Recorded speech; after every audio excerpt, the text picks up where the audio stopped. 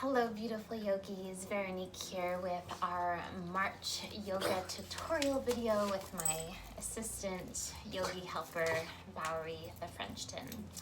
So per request, this month's video will be Cobra Pose. So I'll show you baby cobra, as well as full cobra, as well as some modifications with the arms, as well as with the legs.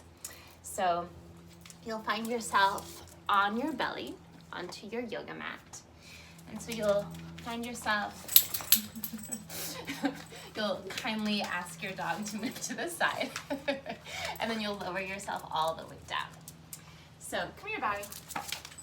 So he likes to get really involved.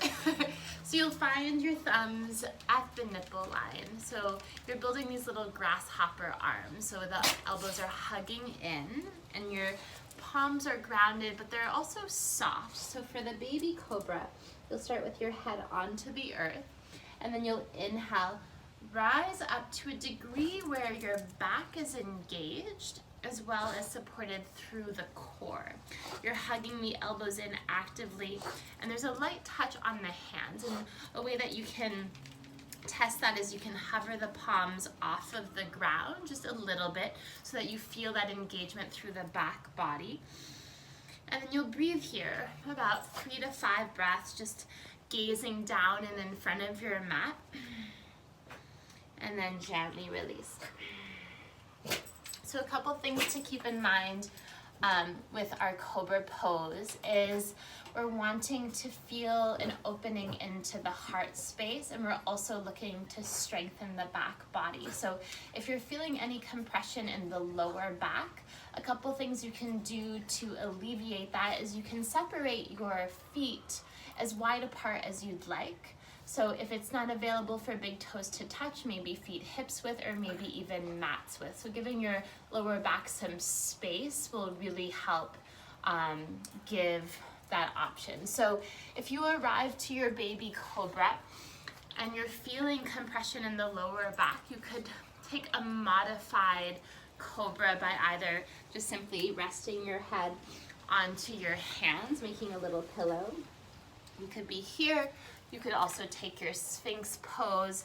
Oftentimes, if you're craving a little bit more space, it's nice to have the elbows ahead of the shoulders a bit so you create a little bit more room. Otherwise, you could guide the elbows directly under the shoulders. You could be here, forearms parallel to one another. So a little modified cobra for you would be your crocodile pose, which is that in posture laying onto your hands, or your Sphinx pose here with the big toes touching or apart, just kind of feeling that out and breathing there 3 to 5 breaths. If you're feeling open and you'd like to guide your cobra to be a full cobra pose, it starts in the same way that we find our baby cobra. Your thumbs are in line with the nipple line and you're hugging the elbows in. So you'll start to inhale to rise up. If it's available, maybe you start to lengthen the arms a little bit or maybe all of the way.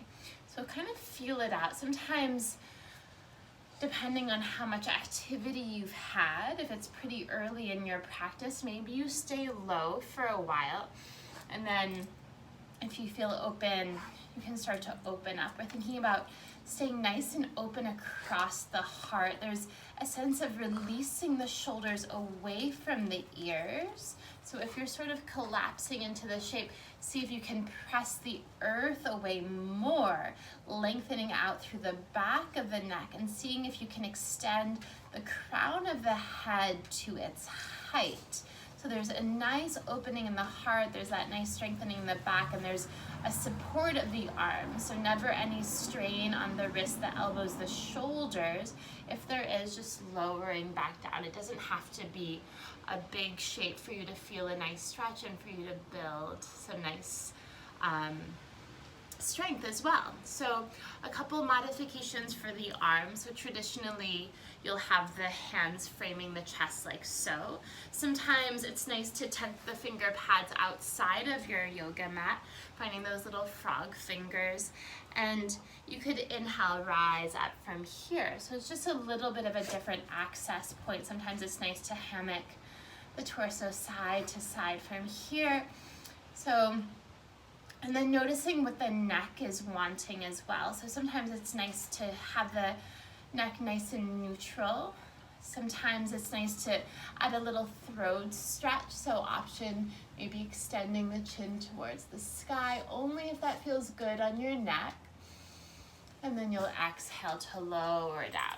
So sometimes it's nice to take this breath per movement. So inhaling, rippling up, opening up across the heart. And exhale, rippling down. Good. And then alternatively, you could inhale, ripple up. And then it's nice to take shoulder dips from here as well, which is a really nice way to explore in your cobra shape. So you'll inhale through center, and then exhale, dip the left shoulder down as you gaze over to the right. Inhaling back through center. Exhale, releasing the right shoulder down as you gaze to the left. Good. And then you can do that maybe 2 to 5 times. If you're feeling good, you can kind of go back and forth, and then once you've done each side equal amount of times, coming back through center and releasing. One of the nice counter poses for our back bends is a nice child's pose. You can come to bring the sits bones to the heels. Oh my gosh, I don't know if you could hear my back just cracked like crazy. It feels really good. You could linger in your child's pose for as long as you like. It's a really nice counter stretch to the back bend. And as always, if child's pose isn't comfortable for you, one of my favorite modifications for that shape is to just flip it on your back. You just can come all the way down and then guide the knees into the chest. So it's the same shape, you're just flipped upside down, and it's just a lot gentler on your joints. So that's Cobra Pose with some different variations, as well as some different arm variations, and I hope that was helpful. Please feel free to comment, share, ask any questions, and thank you for watching. Namaste.